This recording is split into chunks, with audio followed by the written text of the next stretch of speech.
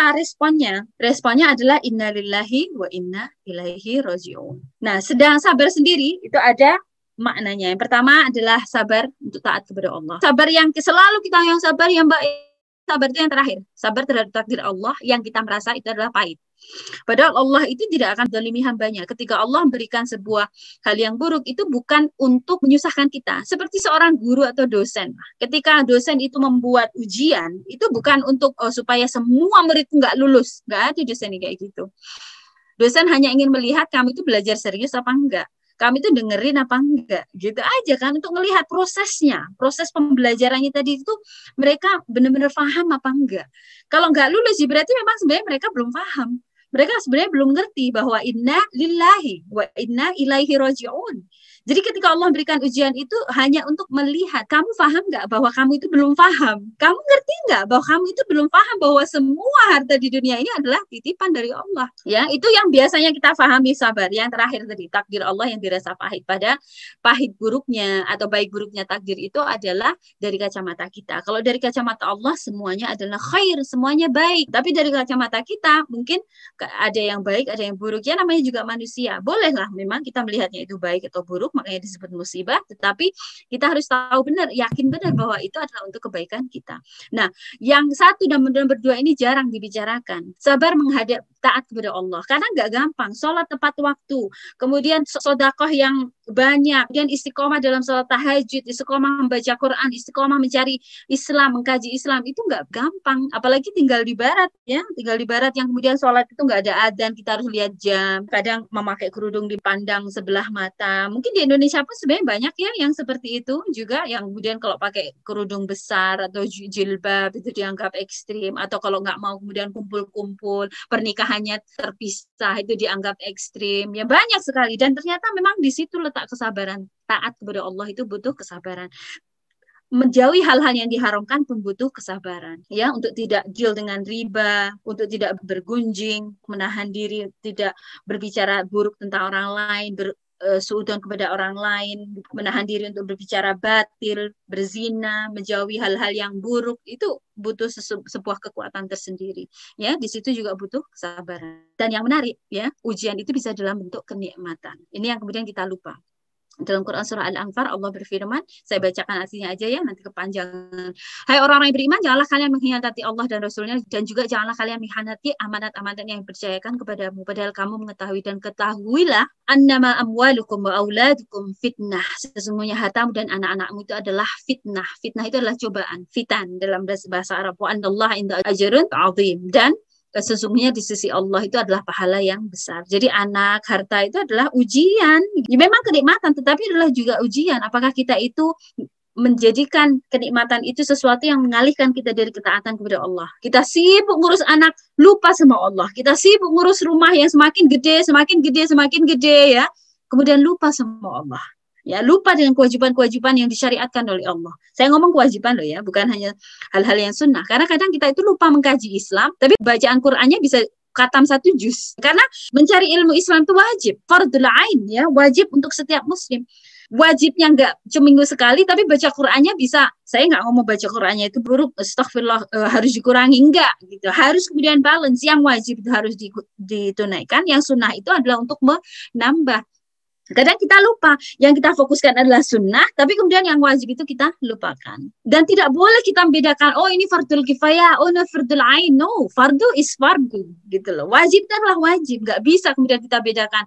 Oh biar dia, karena fardul kifayah, ya biar dia si itu yang melakukan, saya yang di belakang layar aja. Ya nggak boleh. Karena kalau ingin dicintai Allah, ya seperti dalam hadis qudsi itu yang harus ditunaikan adalah faraid, yang wajib, yang memang itu diperintahkan oleh Allah. Sama seperti kita menyuruh anak-anak, ya, kamu hari ini ya harus sholat sama bantuin mama cuci piring. Ya, itu 2 hal yang harus kamu lakukan hari ini. Anak-anak ngapain? Misalkan anak-anak itu baca Quran tapi nggak sholat, kemudian dia akan bersihin meja, ya, kaca-kaca itu dibersihin tapi cucian numpuk. Kira-kira perasaan kita gimana? Berarti anak-anak ini nggak dengerin. Jadi kita perlu tahu ya Bu, bahwa apa sih yang Allah wajibkan kepada kita, itu dulu, baru kemudian ditambah dengan amalan sunnah. Dalam hadis Rasulullah SAW bersabda, sesungguhnya setiap umat itu memiliki ujian, dan ujian umat itu adalah harta. Ternyata banyak nggak lulus ya kalau diuji harta umatnya Rasulullah Muhammad SAW. Kemudian juga surah Al-Fajr ya. Ini insya Allah hafal, ini banyak yang hafal. Fa'ammal insanu idza mabtalahu rabbuhu fa'akramahu wa na'amahu fayaqulu rabbi akraman. Jika manusia itu diuji oleh Rabbnya, dimuliakan, diberi kesenangan, dia akan berkata, Rabbku telah memuliakanku. Allah itu sudah memilihku, Allah memuliakanku, Allah meninggikanku. Subhanallah. Wa amma idza mabtalahu faqadara alaihi rizqahu fayaqulu Rabbi ahanan. Sedangkan bila Robnya mengujinya, kemudian membatasi rezekinya, qadara alaihi rizqahu, membatasi, mengurangi rezekinya, mereka berkata, Tuhanku itu telah menghinakanku, Tuhanku sudah menjauh dariku, Tuhanku sudah tidak suka lagi sama aku. Subhanallah, itu manusia. Fa'amil insan itu kayak gini. Iya nggak sih? Subhanallah, Allah itu maha benar. Memang iya, kalau sudah dapat kebaikan, kita ya Allah, karena Allah sayang sama aku. Jadi sayangnya Allah itu kita indikasikan dengan kenikmatan dunia. Itu salah, itu keliru. Allah tidak membuat kenikmatan dunia itu sebagai tanda cintanya Allah kepada kita. Justru kalau Allah itu mencintai seorang hamba, ingin meninggikan derajatnya, Allah akan menguji dia supaya derajatnya ini makin naik.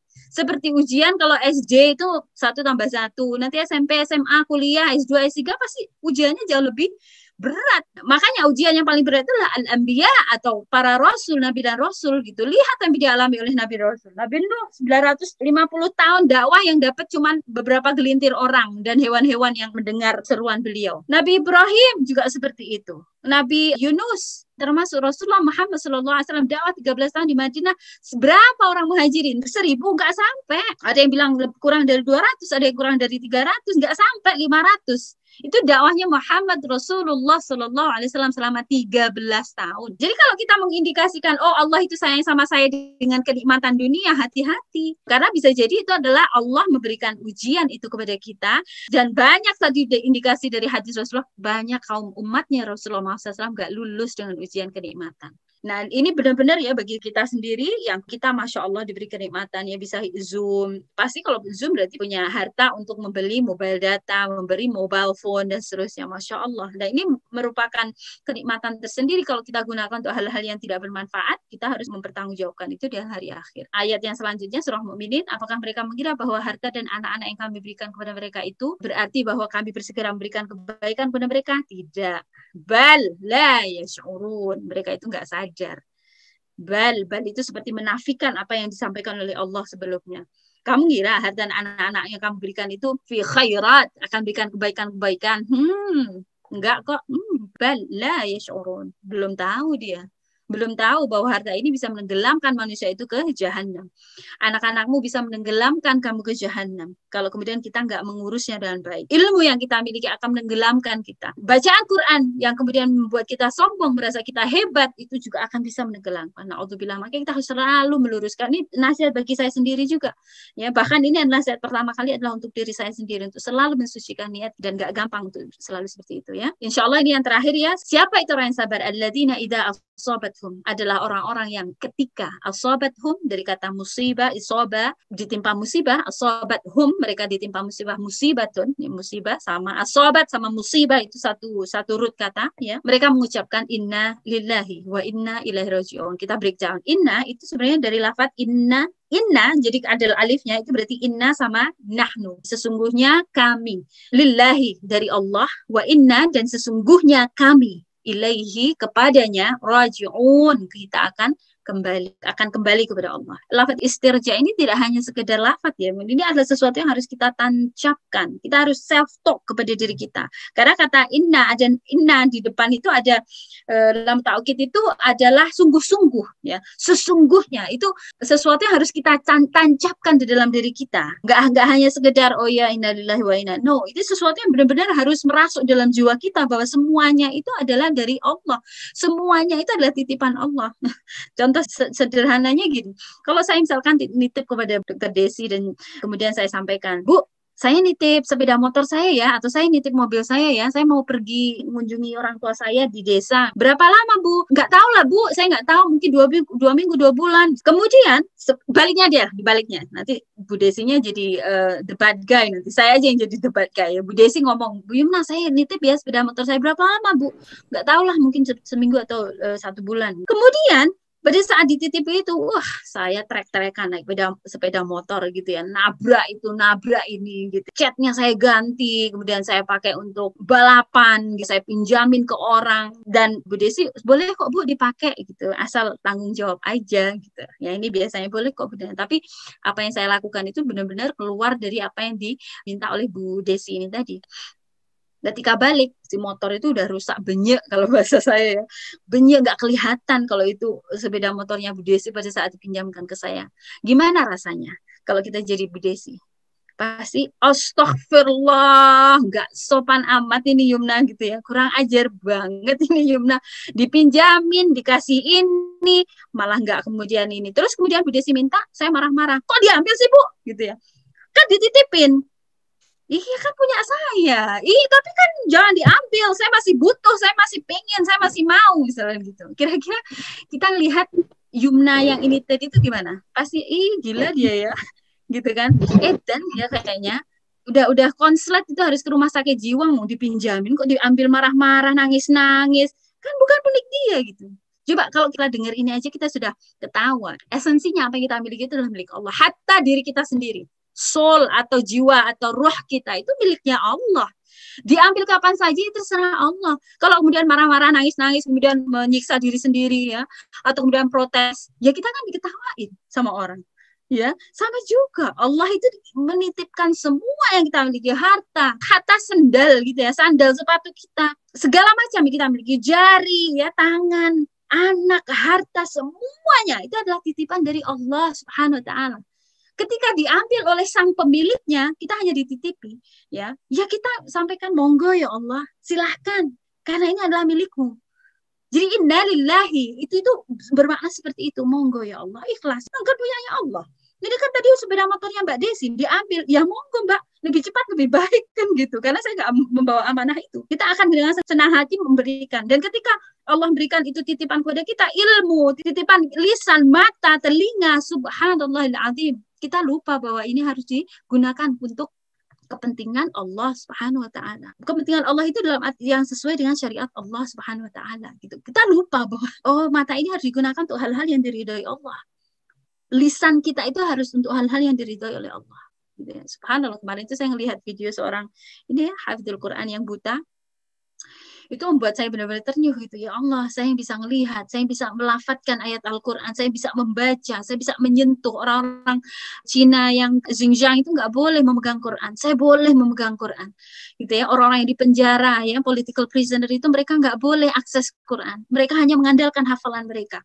Kita bisa buka Quran kapan saja. Ini bagi saya sendiri itu menusuk sekali. Si anak yang buta bisa menghafal Quran ini ya, malu gitu loh. Ya Allah, dia nggak punya mata, tapi dia gunakan apa yang dia punya itu untuk kebaikan. Bagaimana dengan saya? Bagaimana dengan kita sendiri? Jangan kita menggunakan apa yang diberikan oleh Allah itu untuk hal-hal yang tidak bermanfaat, untuk melihat hal-hal yang tidak ada kebaikannya. Ya memanglah manusia itu memang naik turun dalam arti kekuatan imannya. Oke, mungkin hari ini kebanyakan nonton TikTok gitu ya. Ya besok istighfar. Tapi ya kalau bisa jangan diulang lagi, harus berkurang.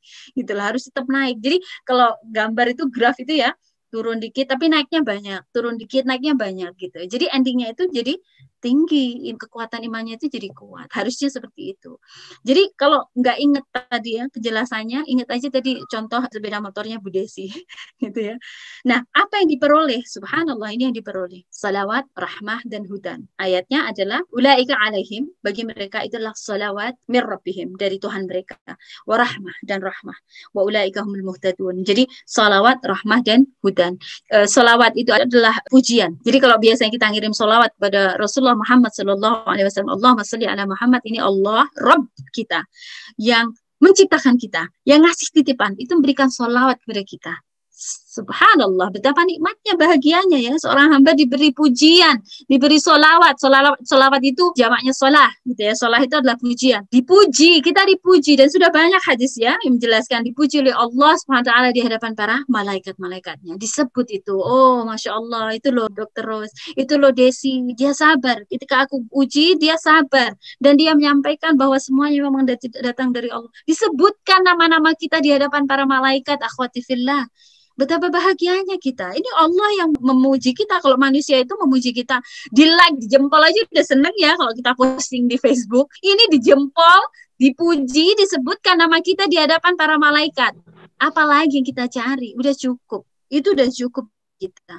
Subhanallah, Allahu Akbar. Kita berdoa semoga Allah berikan karunia itu kepada kita, ya. Dan ini adalah orang-orang yang ikhlas, yang pada saat ditempa langsung pada pukulan pertama itu dia inna lillahi wa inna ilaihi raji'un. Kemudian yang kedua adalah rahmat. Rahmat itu adalah mercy. Jadi rahmatnya Allah itu adalah kasih sayang Allah yang diberikan kepada kita, dan itu bisa dalam bentuk banyak hal. Kasih sayang yang diberikan oleh Allah dalam, kalau kita bicara Rahman, Ar-Rahim, itu kan ada penjelasannya gitu. Jadi rahim sama rahmat itu sebenarnya punya root yang sama. Kita diberi keberkahan dari apa yang Allah berikan kepada kita. Jadi apa-apa yang kita miliki itu berlipat ganda kebaikannya. Yang terakhir adalah hudan. Hudan itu adalah petunjuk. Wa ulaika humul muhtadun. Mereka adalah orang-orang yang muhtadun, yang diberi petunjuk oleh Allah. Orang yang kemudian bisa memahami hakikat kehidupan dunia ini. Dan yang menarik, ketika orang itu ditimpa musibah, Allah itu mengajarkan kita kembali ke core value. Apa sih sebenarnya kehidupan kita ini? Siapa sih kita ini? Siapa sih saya? Apa sih yang saya miliki semuanya ini? Milik siapa gitu loh. Kenapa Allah memberikan semua ini?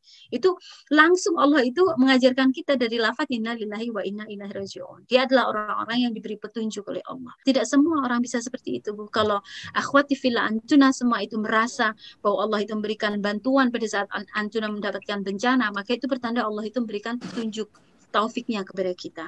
Gak semua orang bisa sabar dengan ujiannya.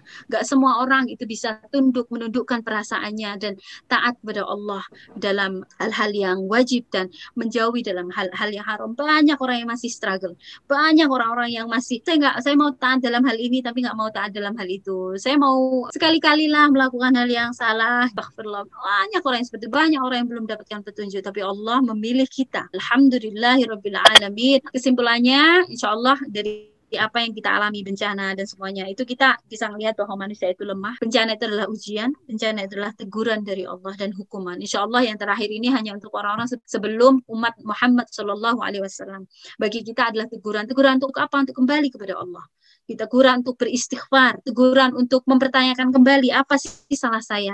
Secara pribadi kita udah baik, tapi secara society, masyarakat dan tatanan negara kita masih bermasalah gitu. Kita masih pakai hukum riba, kita masih membolehkan campur baur laki perempuan, kita masih membolehkan cheating, ya, rishwat, bribery gitu. Itu sesuatu yang harus kemudian kita perhatikan. Bisa jadi kesalahannya itu bukan hanya kesalahan pribadi, tetapi kesalahan secara umum. Kita harus takut terhadap situasi di mana Allah menghukum sebuah kaum bukan karena kaum itu semuanya buruk, tetapi karena ada orang baik tidak melakukan amar ma'ruf nahi mungkar. Kemudian yang terakhir, ada dua macam bencana, ya, bencana alami karena Allah Ta'ala, gempa bumi, gunung meletus, itu nggak ada campur tangannya manusia. Kemudian ada bencana yang memang ada campur tangan manusia, seperti banjir, kemudian tanah longsor. Itu sebenarnya sesuatu yang bisa diatur sebelum itu kejadian, itu bisa diatur. Jadi ada dalam Quran Asy-Syu'ara, wa ma asabakum min musibatin fa bima kasabat aydikum wa ya'fu an katsir. Musibah itu apa saja yang menimpa kalian itu adalah akibat perbuatan kalian sendiri, dan Allah memaafkan sebagian dosa-dosa kalian. Dhaharul fasada fil barri wal bahr bima kasabat aydin nas liyudhiqahum ba'dalladzi 'amilu la'allahum yarji'un. Telah nyata kerusakan di darat dan di laut disebabkan oleh perbuatan manusia, supaya Allah menimpakan kepada mereka sebagian akibat perbuatan mereka, agar mereka kembali ke jalan Allah. Dan itu sudah jelaskan la'allahum yarji'un, agar mereka kembali ke jalan Allah. Jadi musibah-musibah karena perbuatan campur tangan manusia, penerapan aturan yang salah, penerapan yang tidak dilandaskan kepada Islam, ya, sistem ekonomi yang tidak berlandaskan Islam, sistem sosial yang tidak berlandaskan Islam, ya, itu karena perbuatan manusia itu sendiri. Sebenarnya bisa kalau mau menghindari itu dengan kembali kepada Allah. Bagaimana menyikapinya? Ini yang terakhir, kita ridho kepada ketetapan Allah, sabar menghadapi musibah seperti tadi saya jelaskan definisi sabar, memahami hikmahnya bahwa apa yang diujikan oleh Allah itu pasti untuk kebaikan kita. Rasulullah SAW bersabda dalam hadis Bukhari Muslim, "Mamin muslim yusibatun adza." Jadi jelas seorang muslim itu tertimpa musibah, syaukatun, fama fauqaha illa kafarallahu biha sayyiatihi. Tidaklah seorang muslim itu tertimpa musibah, tertusuk duri atau lebih dari itu kecuali dengannya Allah akan menghapus dosanya. Jadi insya Allah musibah itu juga akan bisa menghapus dosa kita, Ibu, meringankan accountability atau nanti kita di akhirat. Yang berikutnya tetap ikhtiar. Tetap ikhtiar itu adalah melakukan berbagai usaha untuk tetap memperbaiki keadaan, menghindarkan diri dari bahaya-bahaya yang muncul. Seperti COVID-19 ini nggak kemudian, Allah kalau kena ya wes kena, kan? Nggak bisa. Karena Islam mengajarkan kita berikhtiar menghindari hal-hal yang doror, yang berbahaya. La dorara wa la diraran. Tidak boleh menimbulkan bahaya dan tidak bagi diri sendiri dan juga bahaya bagi orang lain. Makanya pakai masker, cuci tangan, dan seterusnya. Memperbanyak doa dzikir, bertobat, dan juga tetap istiqomah. Maksudnya tetap istiqomah itu tetap pada jalan yang benar. Karena banyak ya kalau dalam bencana-bencana itu ada proses kristenisasi, ya diberitahu, oh nanti saya kasih ini, nanti kalau kamu meninggalkan Islam, mana kaum muslim itu nggak ada yang bantu kaum yang lain. Ya nggak boleh gitu, nggak boleh kita menyerahkan hanya saja, dan sebagai muslim kita harus tanggap, jadi nggak meninggalkan kepada orang lain, ya. Kemudian akan saya tutup dengan ini, walau anna ahlal qura amanu wattaqu la fatahna alaihim barakatan minas sama'i wal ard walakinna kadzabu fa akhadnahum bima kanu yaksibun. Andai penduduk negeri beriman dan bertakwa, pasti kami akan bukakan untuk mereka keberkahan minas sama'i wal ard, dari langit dan bumi. Walakin akan tetapi kadzabu, mereka itu mendustakan ayat-ayat kami. Fa'akhadnahum, sehingga kami menyiksa mereka bima kanu yaksibun, sebagai akibat dari apa yang mereka perbuat. Semoga ujian, bencana dan seterusnya ini adalah upaya akan bisa menyadarkan kita, orang-orang di sekitar kita, pemimpin-pemimpin kita terhadap kesalahan, ya, kesalahan-kesalahan yang mereka berbuat, baik mereka sebagai seorang pribadi dan juga seorang pemimpin, dan kita sebagai seorang muslim dan juga sebagai anggota masyarakat. Mungkin itu saja. Kalau ada kebaikan itu datangnya dari Allah Subhanahu wa taala, kalau ada kesalahan itu dari saya sendiri sebagai seorang manusia, saya mohon maaf. Kalau ada kata-kata yang salah, mohon maaf juga kalau misalkan kurang berkenan. Jazakumullah khairan. Assalamualaikum.